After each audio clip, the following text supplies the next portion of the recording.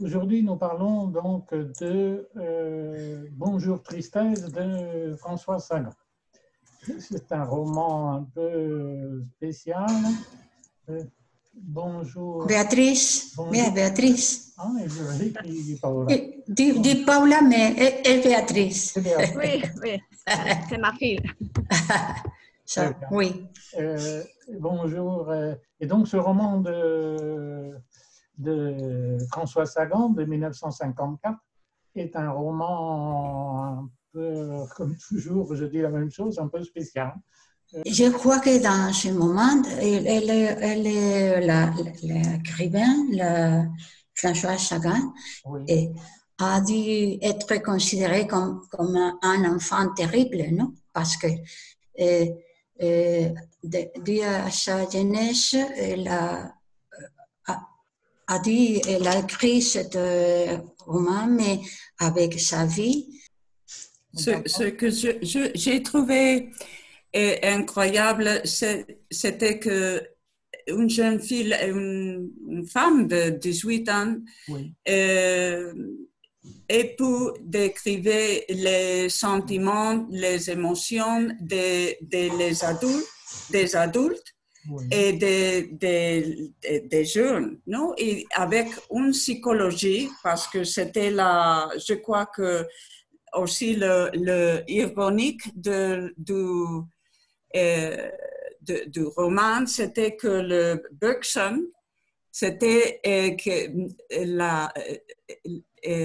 Anne avait insisté tant sur Bergson, sur ses études, et c'est avec Bergson qu'elle avait eu l'idée de tromper Anne, non? C'était pour moi très ironique, mais la manière qu'elle avait utilisée pour décrire les émotions, les réactions, toutes sur les adultes, c'était incroyable pour moi. Oui, d'accord. Ah oui, nous avons quelques interventions philosophiques dans le... Nous avons Bergson, nous avons, je crois, une fois Kant, il me semble, mais évidemment, ils sont vite oubliés, au moins en apparence. Je voulais vous demander, est-ce qu'il y a un personnage dans le roman, d'abord, est-ce qu'il y a un personnage qui vous semble plus sympathique que les autres? Est-ce qu'il y a un personnage qui vous semble plus vrai ou qui vous semble plus sympathique ou... Oui. Plus, oui. Oui. Qui? Pardon? Je ne sais pas, quelqu'un... Maria José? Ah. Non, j'ai rien dit. Non. Alors, pour moi, comme sympathique, je crois que personne. Je ne crois que personne c'était sympathique. Le couple des amis, c'était très intéressant, non, pour nous donner une perspective des gens avec qui le père se voyait, ou comment est-ce qu'on dit, se relationnait. Oui, avec des contacts. Oui, le couple. Et aussi, pour moi, c'est un énigme comment était la mère de Cécile. Comment était la mère pour avoir une amie comme Anne. Mais je crois que tout le monde dans l'histoire était très égoïste, non? Yes. Et comme sympathique, personne. D'accord. Ah, vous êtes... Je crois que dans les romans, il y a comme deux différentes manières. Selon nous lisons les romans, nous pouvons voir d'un côté la sincérité devant le lecteur. Le lecteur, jamais, je veux dire la sincérité de l'adolescent, non? Devant le lecteur, c'est absolument total. Parce que nous savons toujours, chaque fois, ce qu'elle pense, c'est le sentiment qu'elle expérimente, le plan qu'elle a formé dans son cerveau, dans sa mente, pour changer quelque chose qui va à changer sa vie, non? Mais D'accord.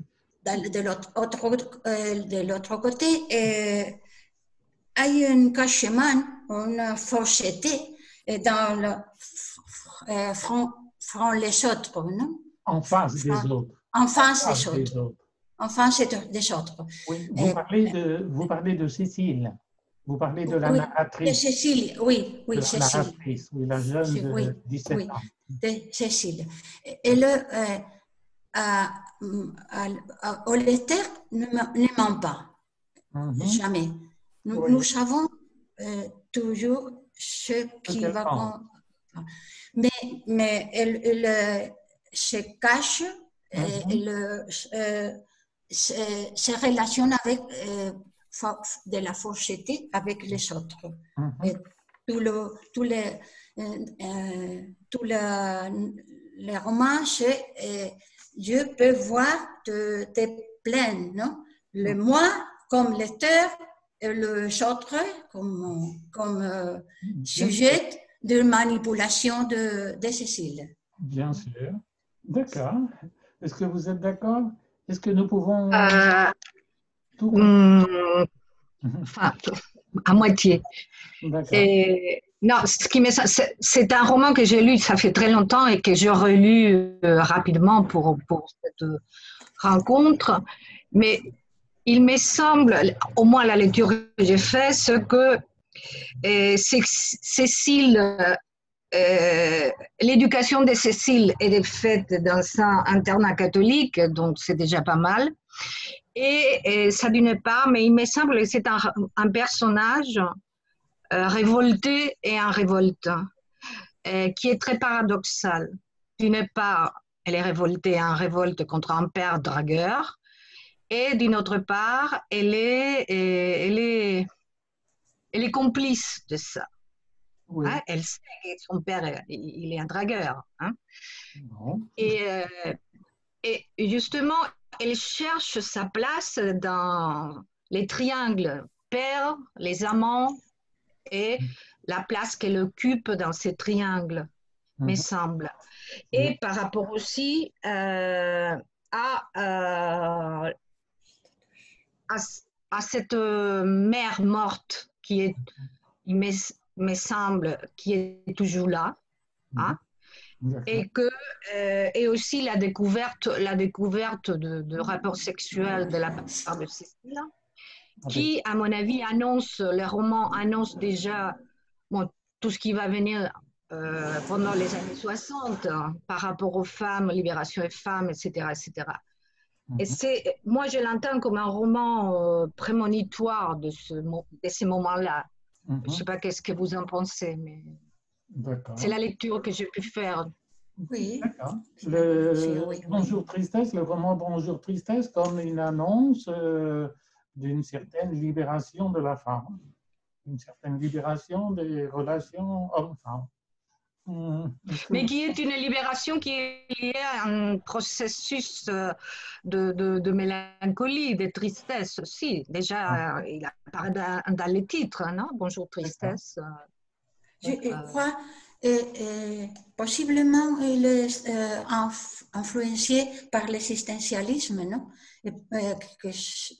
Parce que c'est les moments que Jean-Paul Sartre et compagnie, qui sont des amis de François Sagan, font son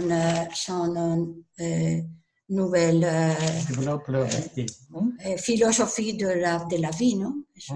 Je crois qu'il y a certains aspects de l'existentialisme, je crois. D'accord. C'est possible, oui. Oui. Est-ce que Cécile vous semble un exemple de jeune femme, je ne sais pas comment le dire, mais je vais le dire, de jeune femme libérée dans ses relations africaines? Non, pas du tout. Pas du tout, non. Elle cherche la libération, enfin, oui. libération entre guillemets. Elle le cherche, mais non. Elle est en quête de quelque chose, hein, il me semble. Oui. Bien sûr. Précisément, j'ai pensé que quand nous lisons un récit dont le protagoniste est un adolescent, et nous pensons que le roman peut être une roman de croissance, parce que comme l'adolescent peut arriver à être à mûr, non? À être un adulte, non? Précisément, Cécile ne veut pas, la croissance ne veut pas changer de statut. Et c'est toute la ligne que je crois qui domine dans les romans. Oui. Cécile ne veut pas changer à la phase adulte. Et parce qu'elle a trouvé le compagnon idéal, que c'est son père, qui est aussi un adolescent pour toujours. C'était l'adolescent qui ne va... Oui, je suis pas tout à fait d'accord avec ça, parce qu'elle a une position paradoxale. C'est-à-dire, c'est vrai que son père, bon, elle est très liée à son père, etc., mais son père est un impossible pour elle, étant donné que son père est occupé par d'autres femmes.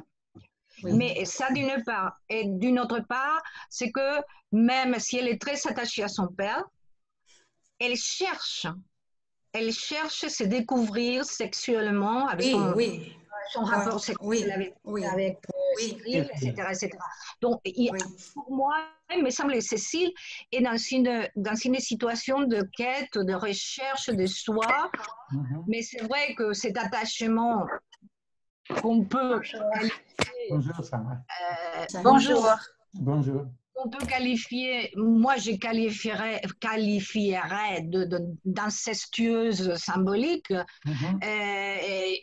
Il est là, mais c'est très, comment dirais-je, c'est très ambivalent de la part de Cécile, ces rapports. Ces moments de la vie de l'adolescence qui est toujours très compliqué, enfin.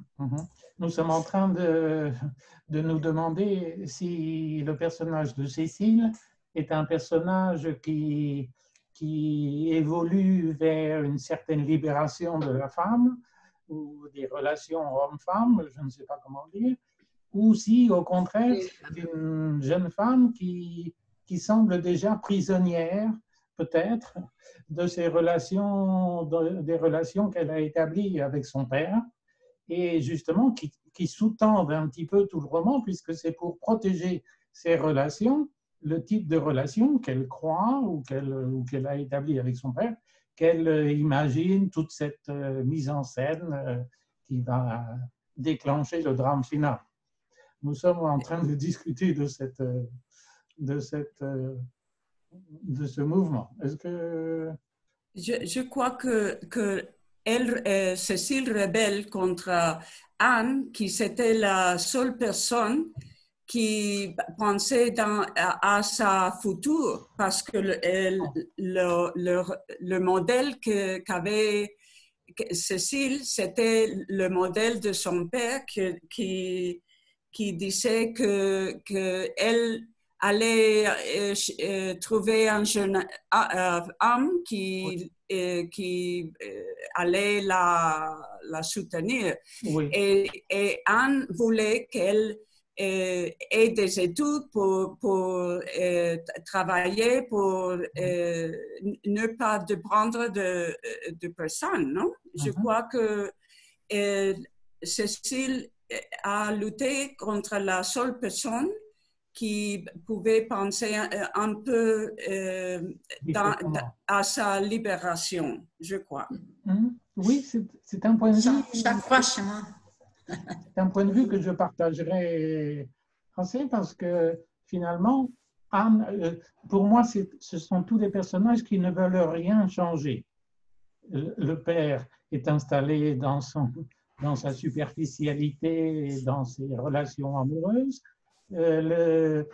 Cécile est installée dans ses relations affectives avec son père et sa relation avec Cyril est très épisodique. Je ne sais pas, elle se laisse faire, elle n'a pas beaucoup de liens. Et ses autres relations, je ne sais pas très bien s'il y en a. Donc la seule personne qui intervient et qui pourrait présenter un danger pour cette stabilité pour moi dans la non-existence, eh bien c'est Anne. Et donc il y a un mouvement de rejet vis-à-vis de Anne. Et c'est pas parce que Anne prend la place de la mère morte. Oui, peut-être, bien sûr. Une place imaginaire, bien sûr. Bien sûr. Sûrement. Non, sûrement. Je ne suis pas tout à fait d'accord avec cette... C'est vrai que c'est un monde fixé, mais je crois que Cécile, elle cherche. Bien sûr. Bah, c'est vrai qu'elle ne cherche pas en faisant des manifs ou je ne sais pas quoi, mais elle se cherche. Donc, il y a une certaine immobilité ambiance, mais elle, dans son... Moi, je dirais dans son intérieur, etc., elle se cherche, elle se voyage, comme on dit. Donc, c'est vrai que c'est un monde fixé, etc., mais il y a quand même quelque chose, une sorte de magma qui est bien sûr. Sous l'ambiance, cette ambiance très commode, très bourgeoise, très riche, catholique, etc. Il y a quelque chose qui bouge, me semble. Encore que peut-être le catholicisme intervient dans cette histoire. Oui, c'est comme si personne voulait changer un peu la situation. C'est un peu ça. Voilà, c'est comme si, voilà, tout le monde veut que la situation continue comme elle est. Voilà. Mais ça n'empêche pas ce que je dis. Bien sûr, ça n'empêche pas. Oui. Évidemment, Cécile est à un moment de sa vie où presque nécessairement il y a cette recherche, parce qu'elle veut préserver sa relation avec son père, mais en même temps, elle cherche ce qui peut se présenter à elle. Donc, je crois que pour son âge, pour sa situation, je crois que la recherche est évidente, sans aucun doute. Oui. Cécile, à la fin du roman, Cécile parle je ne me souviens pas, de ses études. Elle ne parle pas, parce que pour Anne, les études étaient très importantes, l'examen, non? Oui. L'examen, c'était pour entrer dans commencer la université ou... Je crois que c'était pour, je pense, terminer ses études secondaires. Pour passer, j'imagine, le baccalauréat. Peut-être qu'elle avait raté l'épreuve de philosophie, elle devait la repasser ou quelque chose comme ça. Oui, mais je crois que si elle n'a pas parlé de ses études, je crois qu'elle va continuer la même vie qu'elle vivait avant l'été. Je crois, parce qu'elle part de l'été suivant, comme si tout soit continué comme avant. Je crois qu'elle ne va pas changer. Elle va continuer avec la vie avec son père. On ne sait pas. On ne sait pas, mais dans les derniers, les chapitres 12, elle se présente comme dit Martha, non? Que elle arrive à un nouveau camarade, son père une nouvelle... et tout suit. Tout continue. Oui, c'est vrai qu'il laisse un peu ouvert. Oui, il laisse un peu la fin ouverte, je trouve. Oui. On ne sait pas C'est exactement. pour que chacun pense un peu ce qui va se passer. D'accord. Oui, il y a un autre aspect. Bon, moi, au début, quand Oui, j'ai relu... une petite phrase. Oui. Non, il me semble que Cécile est une fille gâtée, comme François Sagan a été gâté dans les domaines littéraires. Et ça mène à des positions assez destructives dans la vie personnelle de François Sagan. Et c'est, moi, je pense que Cécile, il ne faut pas oublier que c'est une une sorte d'autobiographie.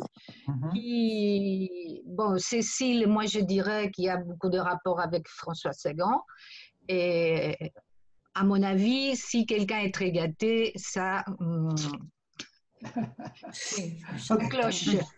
D'accord. Bon,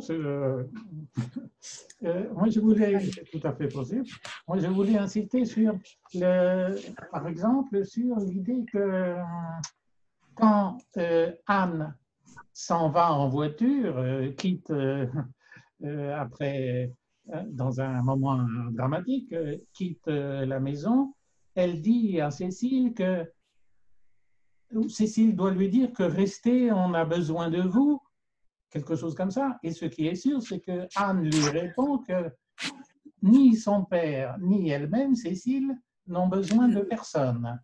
Oui. Et je crois que cette phrase, pour moi, est importante parce qu'il me semble que tout le roman se construit sur cette... Est-ce que les personnages ont besoin des autres? Oui. Et je crois que c'est important parce que si on n'a pas besoin des autres, eh bien les autres font ce qu'ils veulent, chacun fait ce qu'il veut sans tenir compte des autres. Alors que justement, peut-être Anne, d'une certaine manière, a besoin des autres et est prêt à donner une partie d'elle-même, enfin, est prêt à...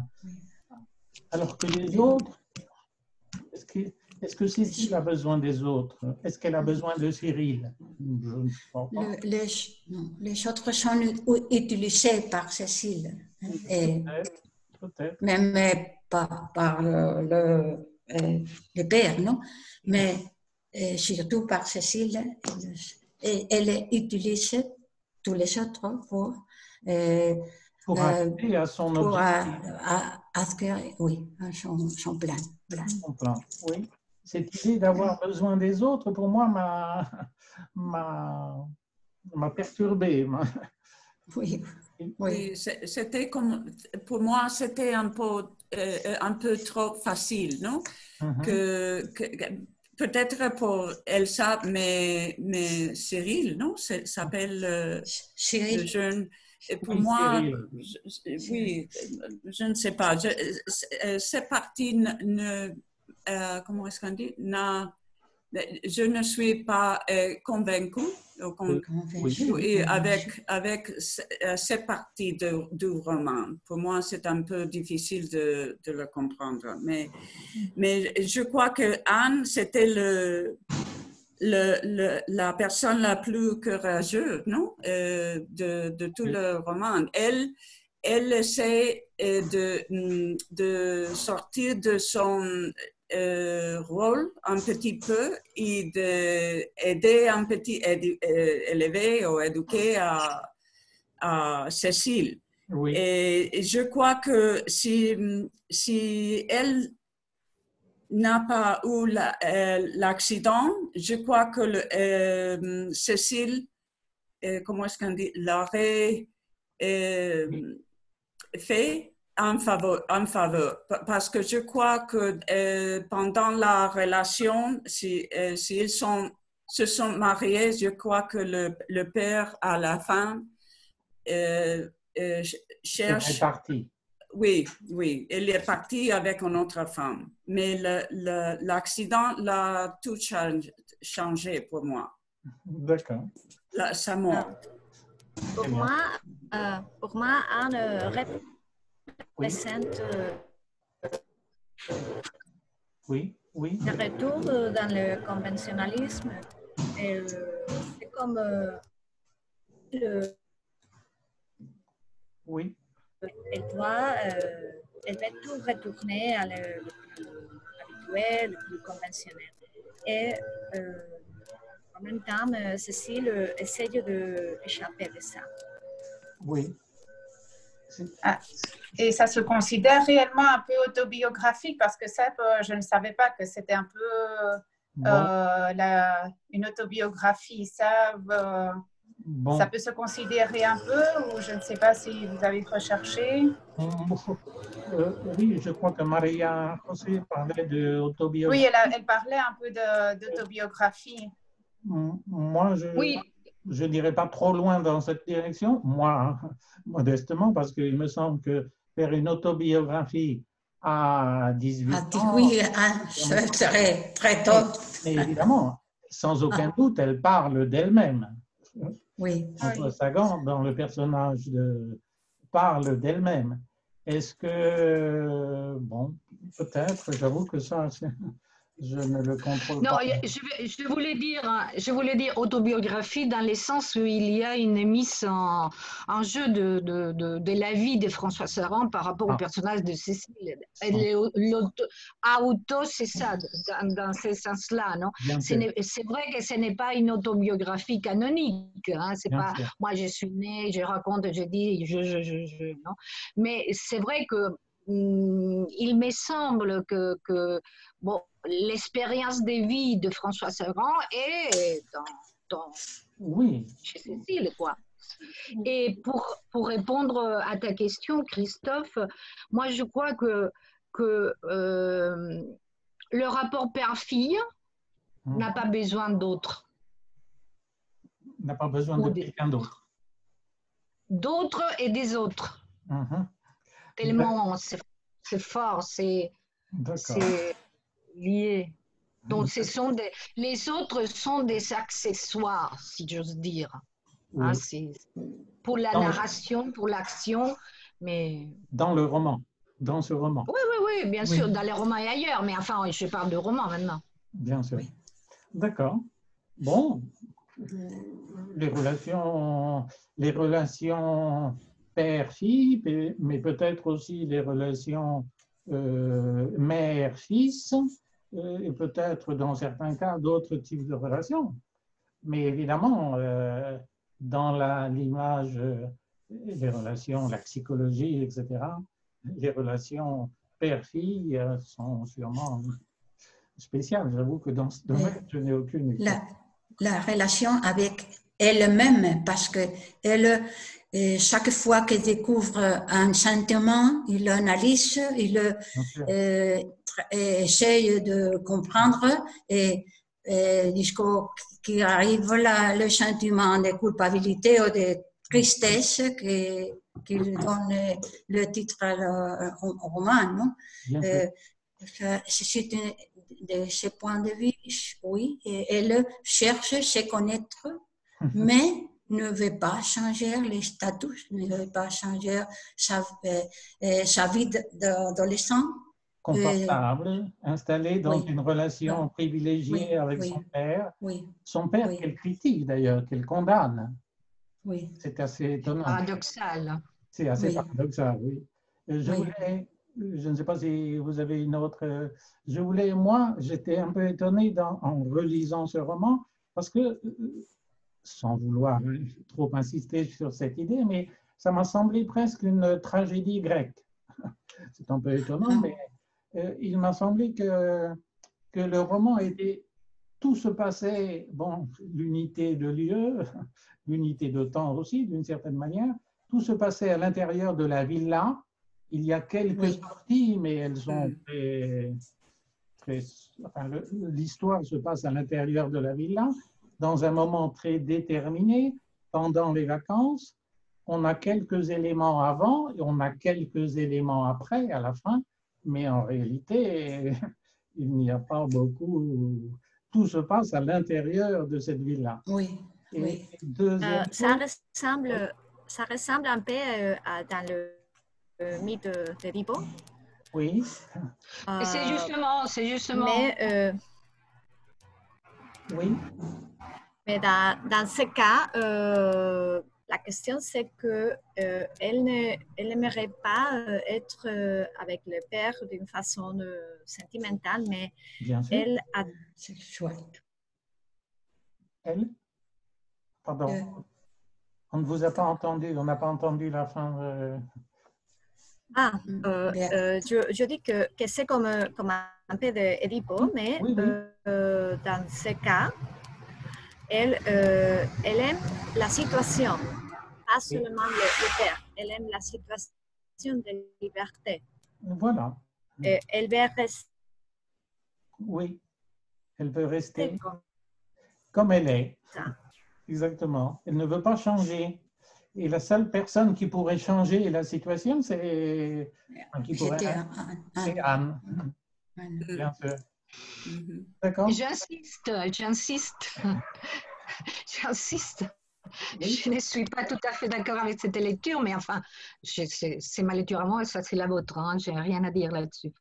Mais justement, je suis tout à fait d'accord avec Béatrice, avec la situation de l'Édipe qui pose la narration, mais qui est enfin, si c'est important le rapport de Cécile avec son père, qui est très important, il me semble que la situation mélancolique qui déclenche, à mon avis, qui déclenche l'écriture, c'est la mère morte.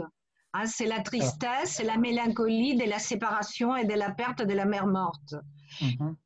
Que toutes les femmes qui sont liées à son père ne sont pas valables pour substituer cette figure maternelle qui est perdue à jamais. Hein, c'est pour ça que je crois que Béatrice a tout à fait raison, qui est une situation édipienne. D'accord. De ce point de vue, je suis tout à fait d'accord. Ouais. Est-ce que vous avez d'autres... notre séance va bientôt se terminer, même si nous pouvons nous reconnecter après. Non, Lorraine, vous n'avez pas de... vous avez parlé du titre. Quelqu'un a parlé du titre, je ne me souviens plus. Oui. Bonjour, tristesse. Moi, il me semble que la tristesse, d'ailleurs, je crois que c'est un peu présenté comme ça là à la fin, la tristesse est présentée presque comme la punition. C'est-à-dire la punition qui après le drame. C'est-à-dire, Cécile gagne, son plan réussit, mais malgré cela, enfin, le plan qu'elle avait monté est réussi, même si au dernier moment, elle essaye de dire non, mais je vais vous expliquer, non, c'est de ma faute, mais je vais vous expliquer bien. Mais évidemment, ce qui lui reste, ce n'est pas tout à fait peut-être ce qu'elle avait espéré, même si matériellement, elle reste avec son père, mais c'est la punition, je crois, c'est la tristesse. Et donc, pour moi, ça se rapporte au fait que c'est presque une tragédie grecque, c'est-à-dire les dieux punissent. Les dieux punissent en envoyant la tristesse et qui va évidemment accompagner les personnages qui restent. C'est comme ça que je vois les choses.